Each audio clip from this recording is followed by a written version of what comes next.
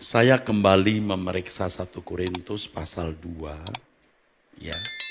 Ayat 1 sampai 5 telah saya jelaskan cukup lengkap. Tentu lain waktu jika Tuhan menambahkan hikmat dan pembukaan rahasia firman-Nya, saya bisa kemukakan lagi.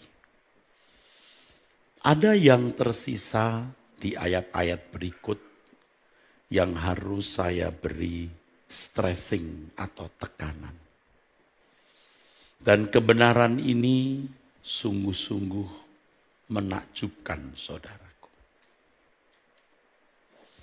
Di dalam suratnya oleh ilham Roh Kudus, Paulus menulis, "Sungguh pun demikian kami memberitakan hikmat di kalangan mereka yang telah matang."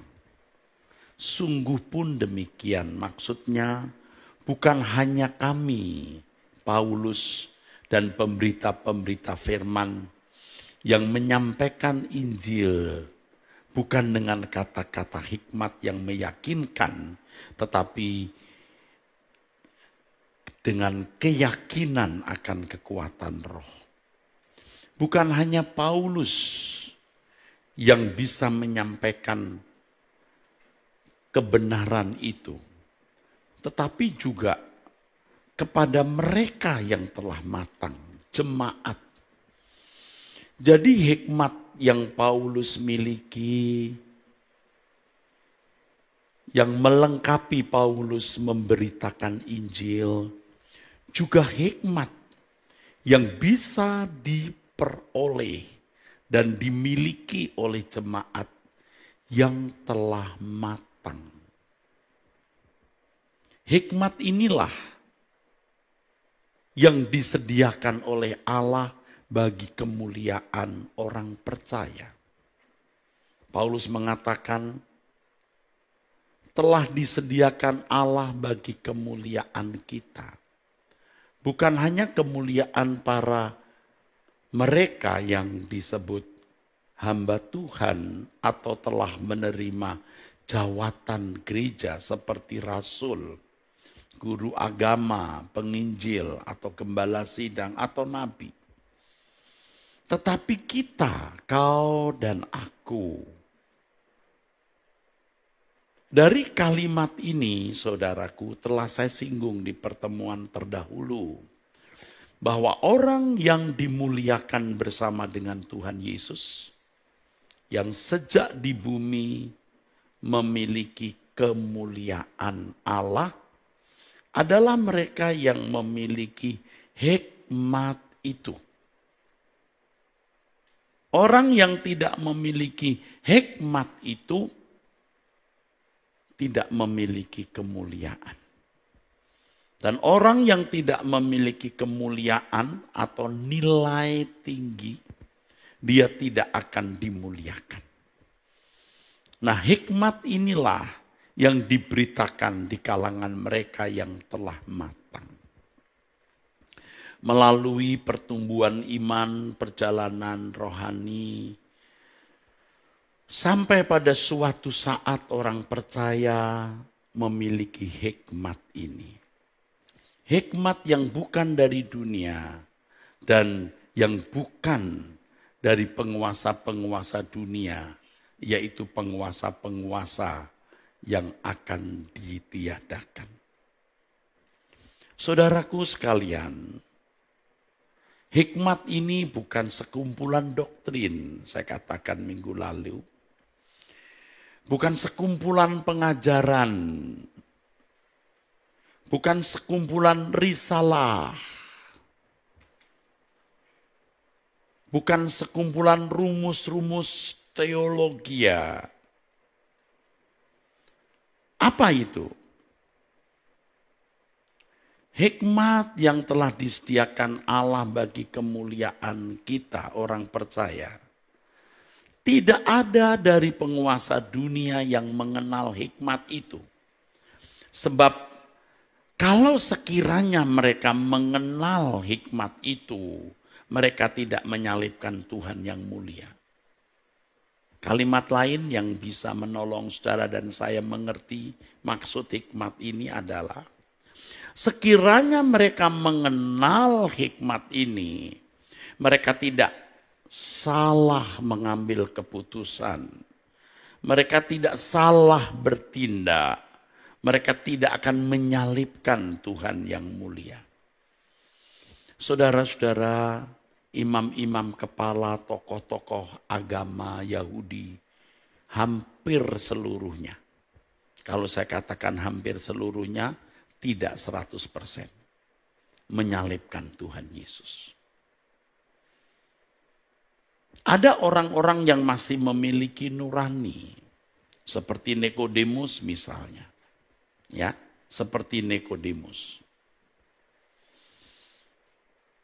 Yang mengakui bahwa Yesus ini berasal dari Allah.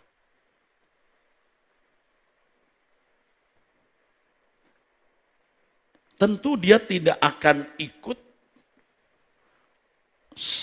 teman-teman koleganya, para tua-tua Israel, imam-imam kepala, atau tokoh-tokoh agama Yahudi yang begitu antusias mengusahakan kematian Yesus. Tetapi pada umumnya semua mereka tidak memiliki hikmat itu sehingga mereka salah mengambil keputusan. Mereka salah bertindak, saudara. Ya tentu Nikodemus tidak memilih hikmat yang sempurna. Seandainya Nikodemus percaya kepada Tuhan Yesus dan mengikut Tuhan Yesus, dia memiliki hikmat dari atas ini. Tetapi ternyata dia memilih tidak. Ada satu pelajaran rohani yang saya peroleh dari hal ini, saudaraku. Tuhan Yesus berkata, "Mengapa kamu tidak percaya padaku? Karena kamu saling mencari hormat.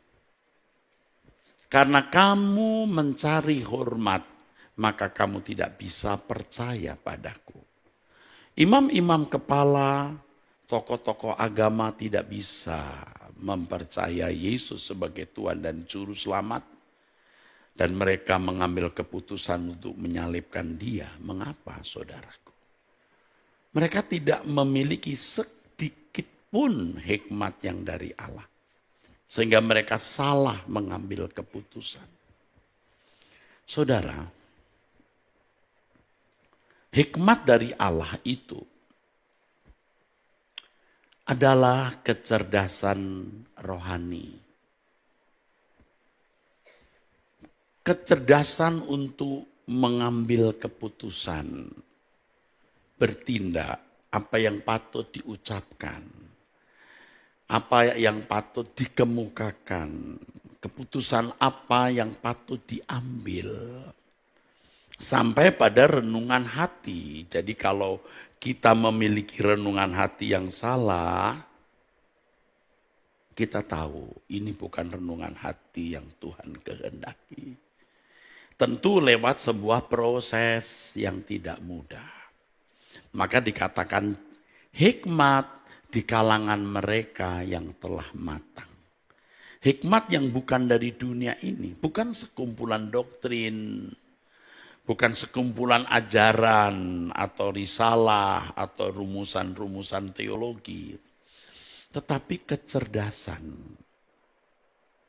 atau ketepatan untuk berpikir, ketepatan untuk berucap, ketepatan untuk mengambil keputusan, ketepatan untuk bertindak. Orang-orang Yahudi, khususnya tokoh-tokoh agama, imam-imam kepala, gagal. Karena mereka tidak memiliki sedikit pun hikmat dari atas. Nikodemus masih memiliki, saudaraku.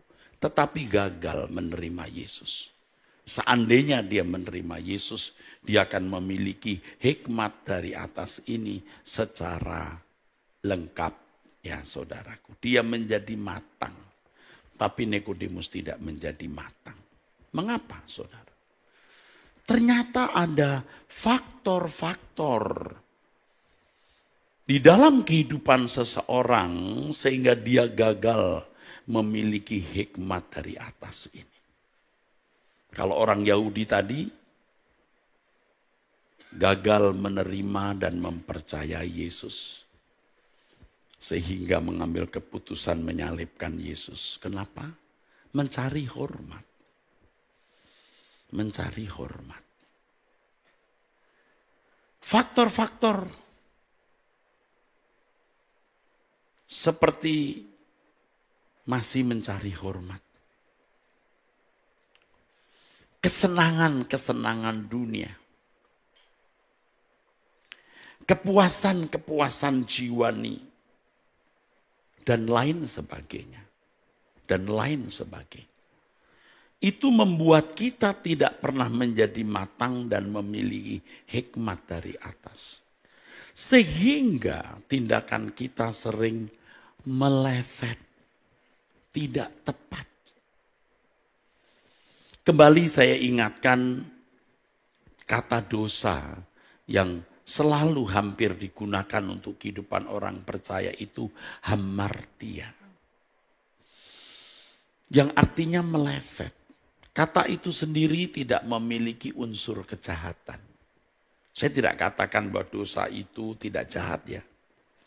Secara etimologi, secara asal usul kata hamartia itu tidak ada unsur kejahatan, meleset.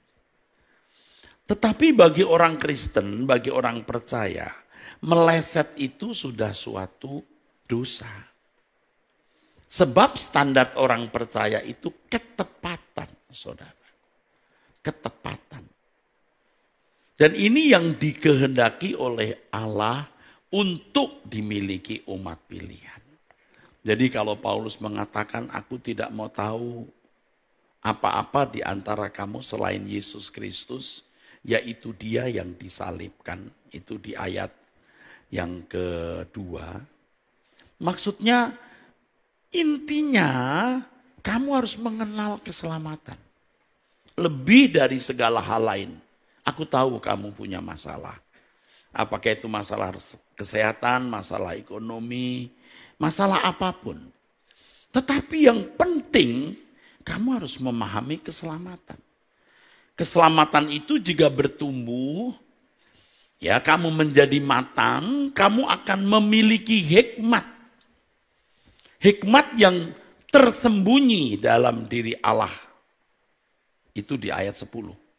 Hikmat yang disediakan Allah bagi kemuliaan kita. Yaitu kemampuan kamu tepat mengambil keputusan. Kalau sekiranya mereka mengenal hikmat itu, mengenal hikmat itu, mereka tidak menyalibkan Tuhan Yesus. Mereka tidak salah mengambil keputusan, saudaraku.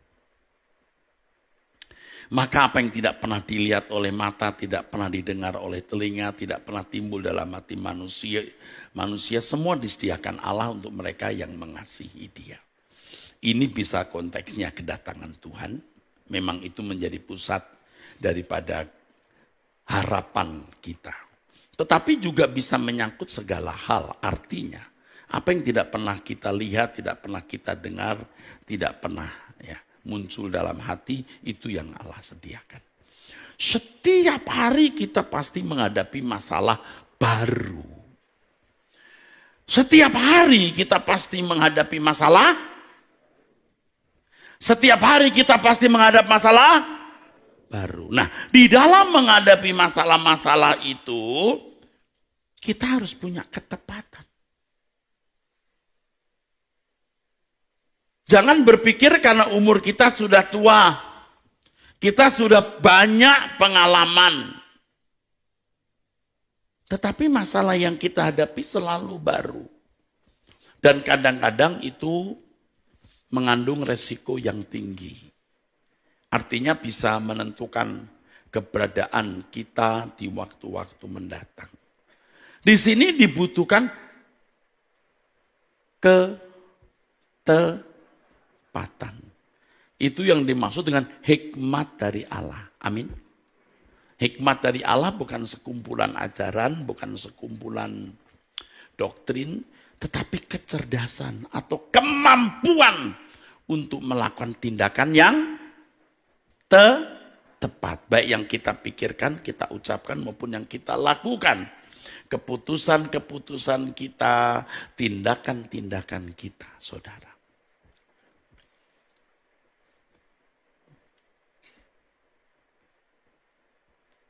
Saya sebenarnya mengerti ayat ini secara mendalam baru sekarang. Baru minggu-minggu ini waktu saya mempersiapkan khotbah ini. Dulu sudah mendapat embrionya. Rasanya sudah, tapi tidak setajam, tidak selengkap hari ini. Maka kalau saya menoleh jalan hidup saya masa lalu, banyak ketidaktepatan. Tetapi karena saya seorang pemikir, maka saya bisa membangun argumentasi. Saya bisa membuat alasan. Mengapa saya buat ini, saya buat itu. Tetapi pada dasarnya, kalau dilihat dari kacamata perasaan Allah, kita banyak berbuat salah. Kita beri tepuk tangan untuk kebenaran ini. Jadi setelah kita mengerti kebenaran ini, terus terang kita menjadi tidak pede atau kurang percaya diri mau melangkah. Jangan-jangan salah. Jangan-jangan keliru aku. Tapi lebih baik kita kurang pede, jadi kita lebih hati-hati daripada kita menjadi sembarangan. 1 Petrus 1 ayat 17 mengatakan, ya, hendaklah kamu hidup dalam ketakutan selama menumpang di dunia. Itu juga bisa termuat kata kurang pede. Jadi takut-takut. Tapi itu lebih baik daripada kita sembarangan, saudaraku. Hikmat itu akan memberi kita ketepatan bertindak walau kita belum pernah melihat, belum pernah mendengar, tidak pernah timbul di hati, tidak punya pengalaman terkait dengan apa yang kita mau pikirkan, ucapkan, dan lakukan.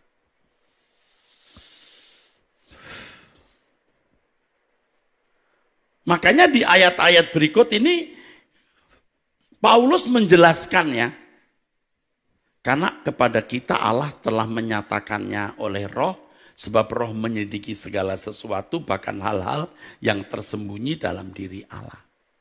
Ini Roh Allah saya kira. Bukan roh siapa-siapa. Karena yang menyelidiki segala sesuatu. Tidak ada loh yang tahu manusia kecuali rohnya sendiri. Tidak ada yang tahu loh apa yang ada dalam diri Allah selain roh Allah. Tetapi kami memiliki Roh Kristus. Artinya kami memiliki roh yang diurapi. Kemampuan untuk mengerti apa yang dipikirkan oleh Allah. Supaya kami bertindak tidak meleset.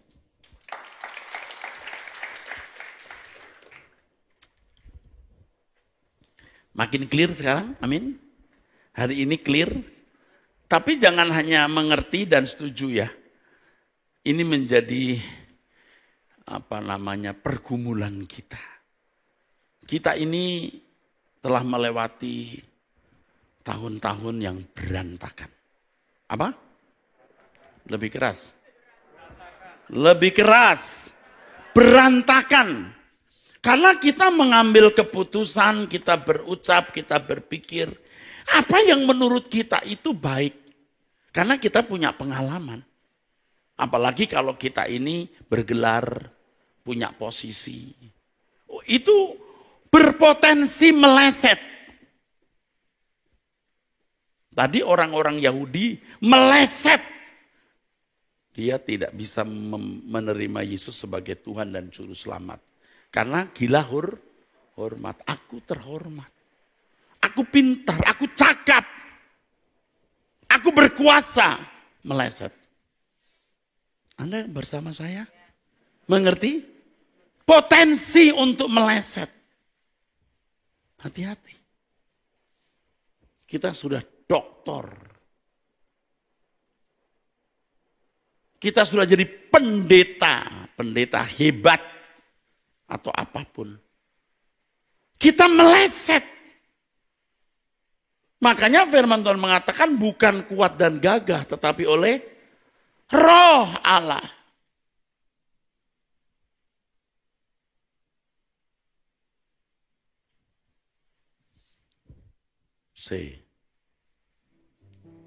Saya tadi mendoakan seorang hamba Tuhan yang sakit dan sudah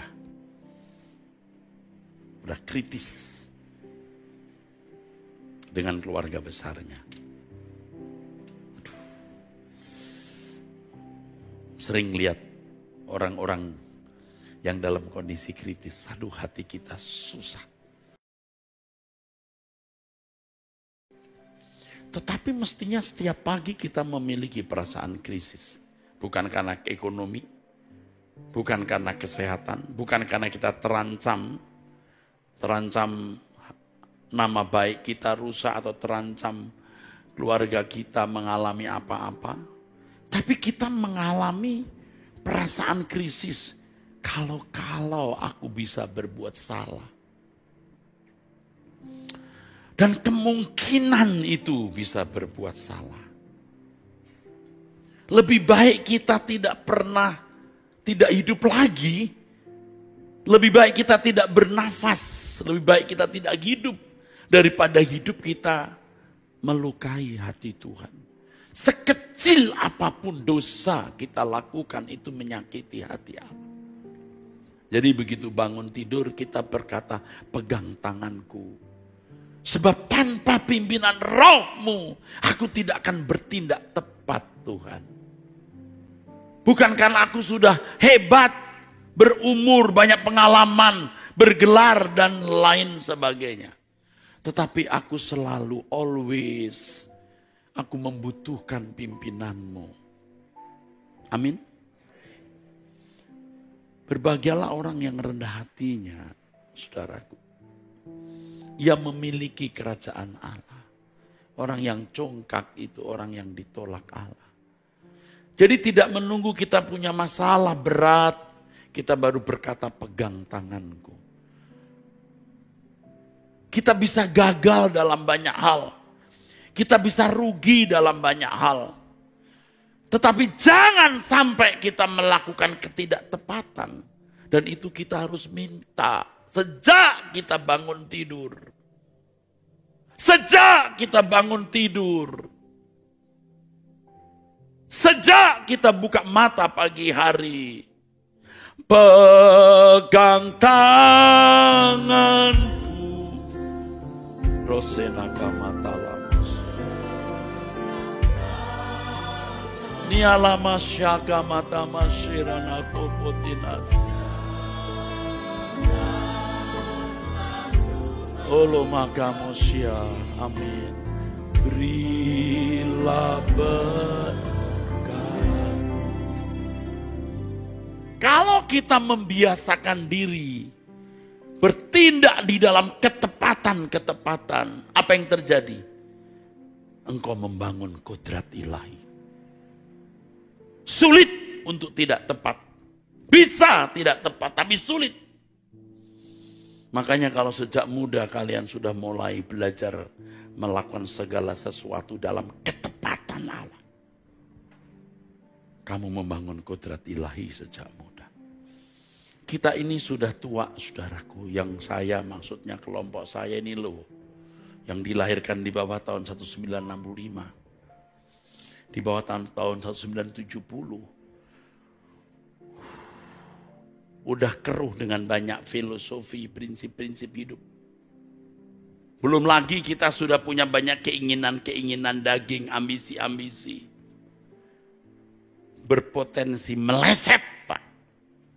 Sudah bisa senang dihormati, udah rasa maknyus dihormati. Makanya kita sering melakukan hal-hal yang menurut kita menyenangkan.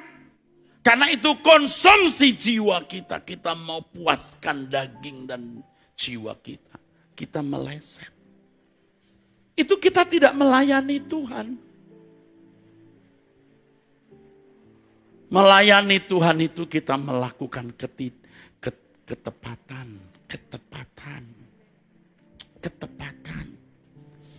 Pelayanan yang sesungguhnya itu bertindak selalu sesuai dengan apa yang Allah kehendaki. Tidak harus jadi aktivis gereja. Tidak mesti jadi pendeta.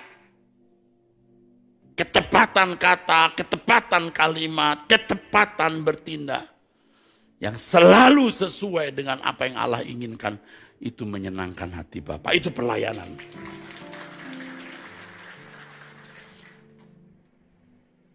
Saya bukan menghalangi saudara jadi aktivis. Bukan tidak senang saudara jadi pendeta. Saya cukup tua.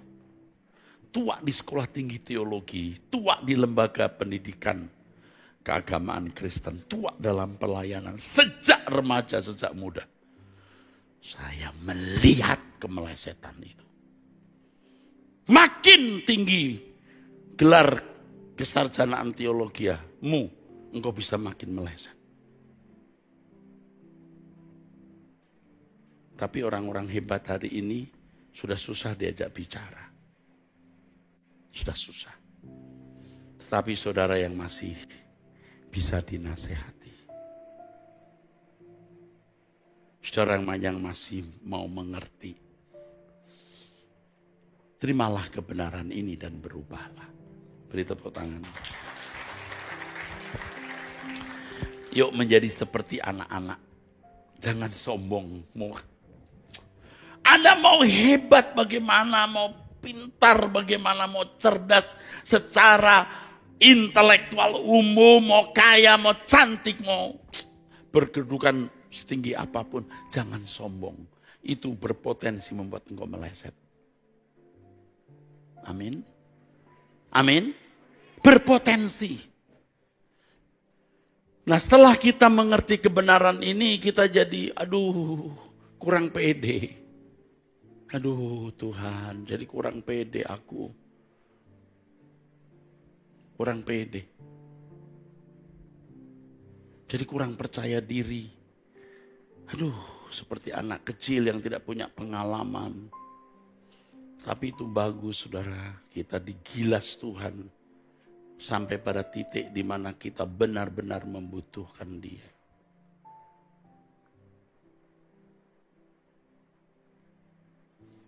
Saya kasih satu kiat.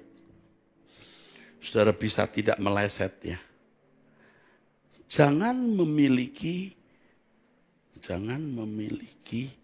harapan untuk kesenangan. Dulu kan kita mikir, besok aku mau pergi ke aku mau ketemu aku mau makan di mana. Besok aku mau jalan ke sana, mau beli barang ini nih lagi murah. Besok aku mau ke tempat aku mau bisnis. Wah ini cool ini. Bukan tidak boleh Anda bisnis, bukan tidak boleh punya barang, bukan tidak boleh makan bersama ketemu, bukan nggak boleh. Jangan harap ini menyenangkan aku. Jadi seakan-akan kita tidak punya kesenangan apapun. Ngerti enggak ya? Besok kalau aku boleh hidup meneruskan hariku, aku mau melakukan ketepatan yang Allah kehendaki. Waktu aku beli barang itu, waktu aku ketemu si A, si B, si C makan bersama, waktu aku dagang itu, dan aku bisa dapat keuntungan lebih baik, apapun, aku mau melakukan ketepatan. Karena itu media di mana aku melayani Tuhan. Anda gak bisa melayani Tuhan di dalam ruang kamar, di gua-gua bertapa. You harus punya media, punya persoalan, punya pengalaman hidup, punya aktivitas. Di situ saudara melakukan ketepatan seperti yang Allah kehendaki. Amin saudara.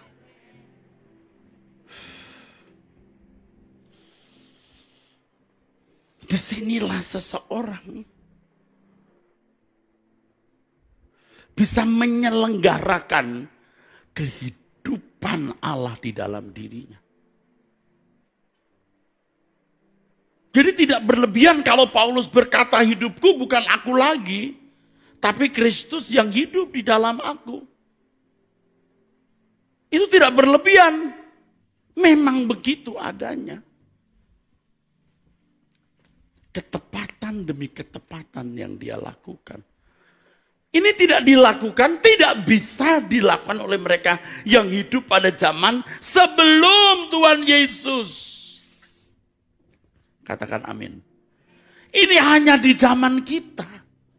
Nah, kalau kita punya kesempatan begitu luar biasa, mengapa kita tidak menggunakan kesempatan ini, saudaraku?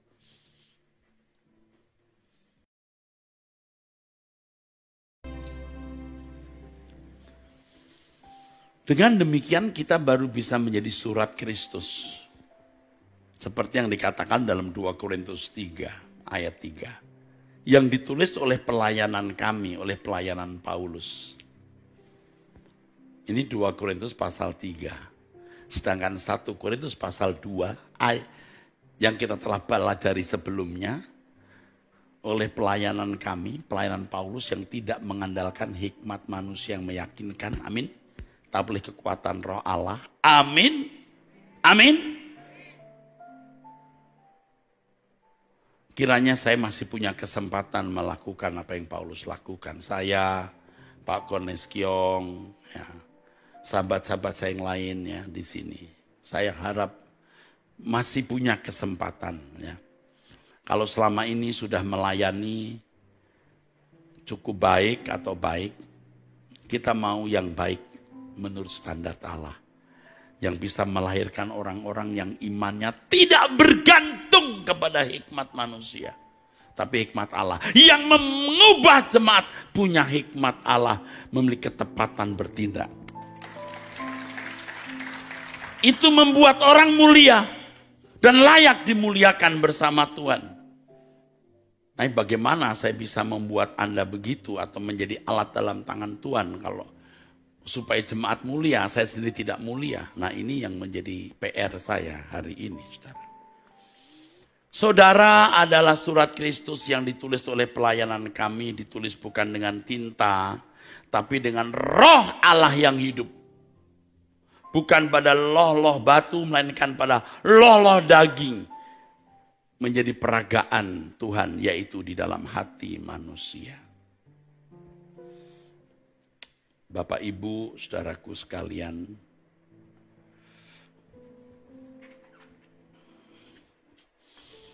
semua orang juga ngaku bertuhan, saudara.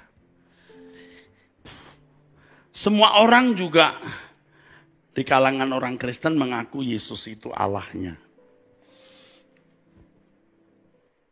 Allah Abraham, Allah Ishak, dan Allah Yakub. Apakah Allahnya Frankie Chong? Apakah Allahnya Erastus?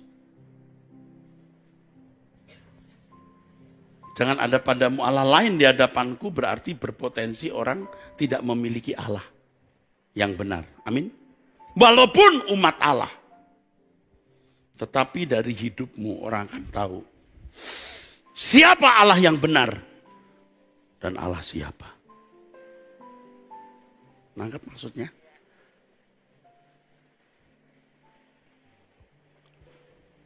Saya bisa mengaku percaya kepada Allah yang benar, anak Tuhan, anak Allah.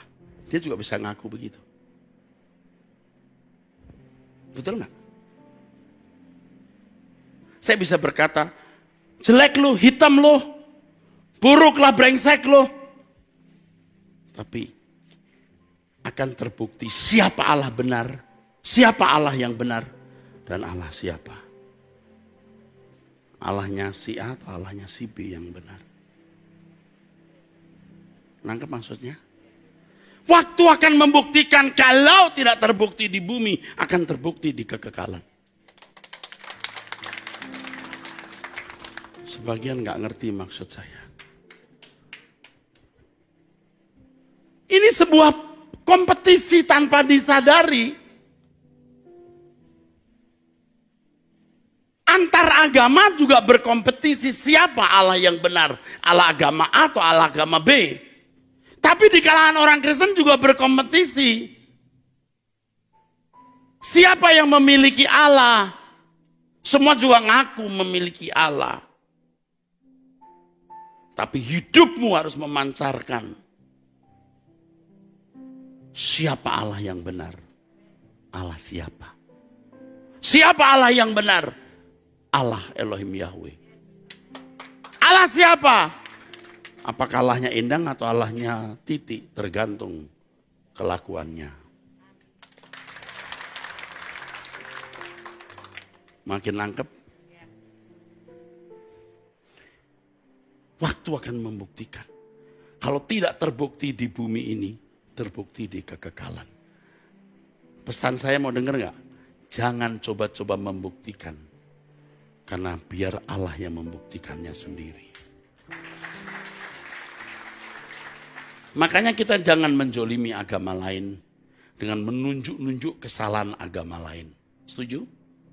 Karena masing-masing orang berhak meyakini Allahnya. Dan kita tidak boleh menista agama lain. Kitab sucinya, nabinya, tidak perlu. Tidak perlu. Tidak boleh bahkan.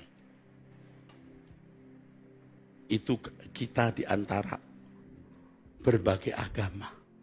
Kalau kita di antara orang Kristen, jangan coba-coba menghakimi. Karena Allah yang berhak menghakimi. Kalau di lingkungan saudara, saudara pastikan ada yang dicap sesat. Ikut Erastus sesat, betul nggak? Ada yang begitu. Anda jangan melawan. Supaya lebih menjatuhkan Anda, dicari-cari kesalahan Anda. Supaya di keluarga besar terbukti bahwa you sesat. Jangan bela diri. Keadaan itu harus dibiarkan. Tanpa kita berusaha untuk membela diri. Tetapi lawanlah dengan satu kata. Mau dengar? Lawanlah dengan satu kata. Mau dengar? Mau dengar? Kesucian. Lawanlah dengan kesucian. Maka engkau akan membuktikan siapa Allah yang benar. Siapa Allahmu dan dia Allah siapa.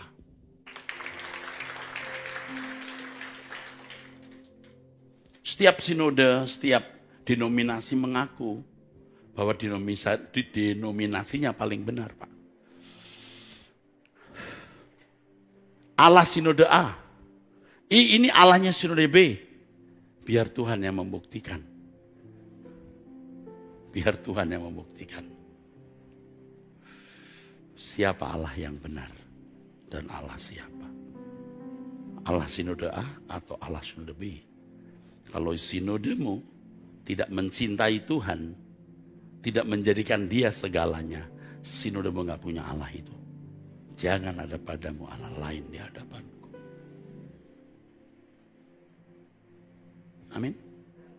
Di tengah-tengah kesulitanmu, jangan lemah.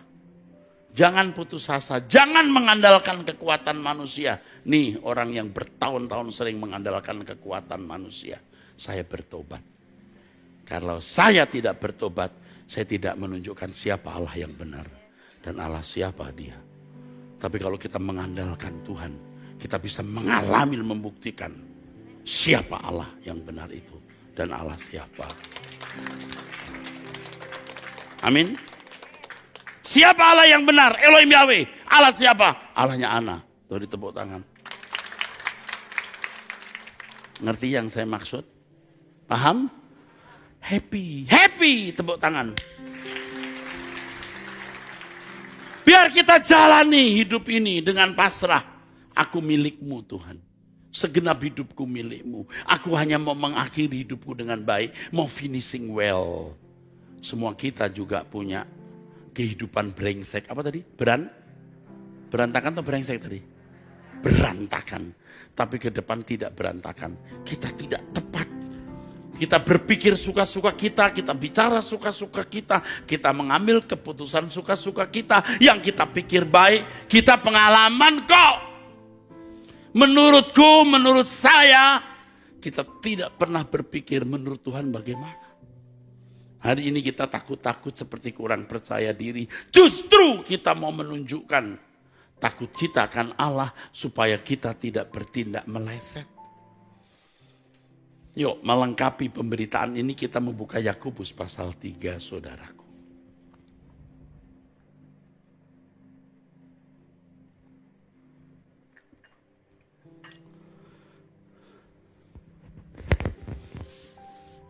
Yakobus pasal 3 ayat 13 sampai 18 ini hikmat dari atas dan hikmat dari bawah.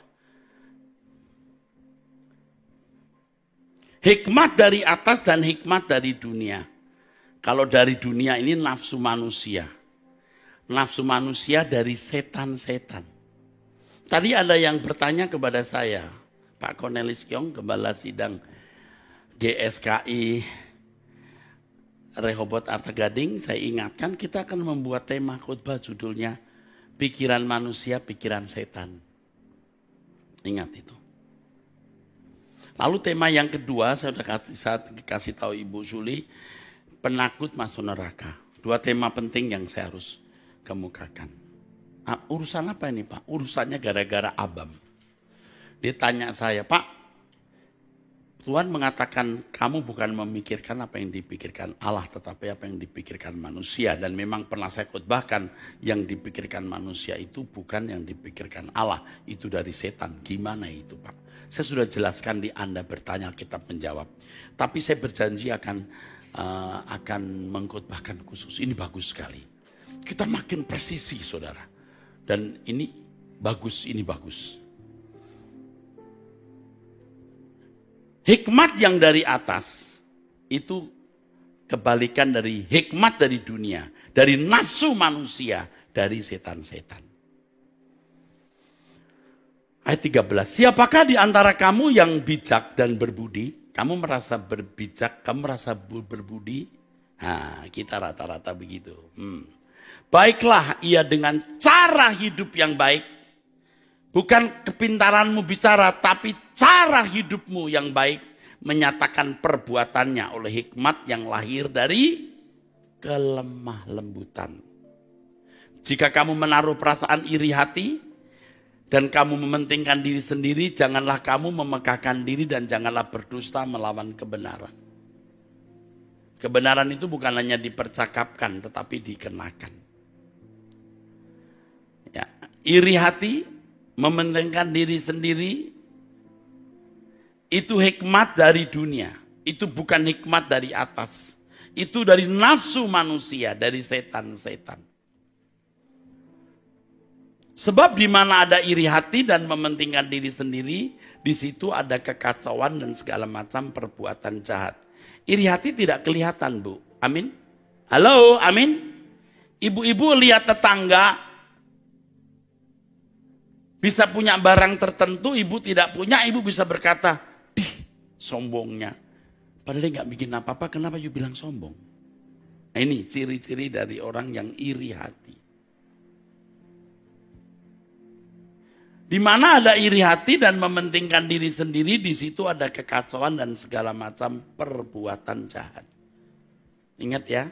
Perbuatan jahat itu bukan hanya kelakuan secara fisik yang membuat orang lain mati atau melakukan pelanggaran umum.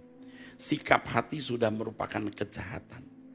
Tetapi hikmat yang dari atas adalah pertama-tama murni.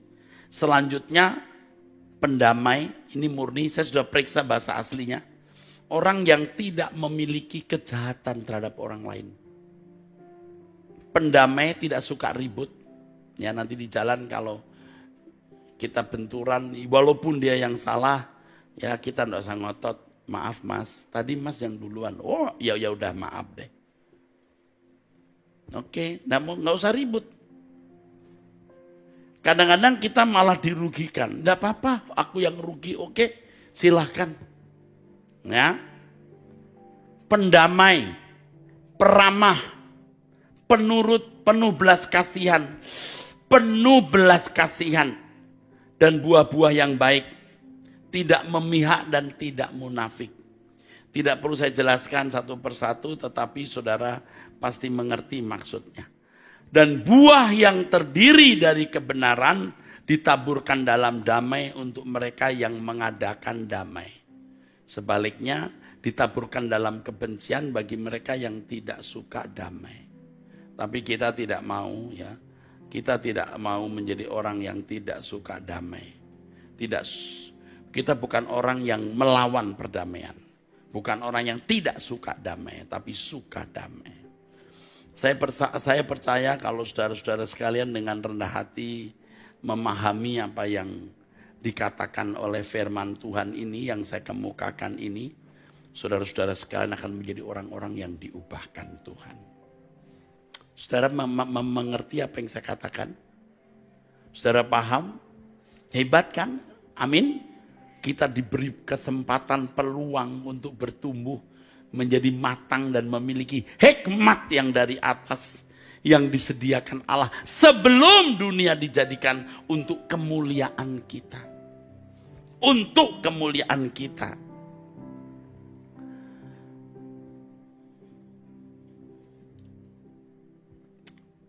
Saya berbahagia sekali bisa menyampaikan khotbah dengan tema ini, saudara. Saya sudah mempersiapkannya sejak siang tadi. Saya sudah berdoa, aduh rasanya ibarat petinju mau cepat-cepat naik ke ring. Dari tadi saya sudah, wah aku mau khotbah ini. Karena khotbah ini mengubah hidup saya.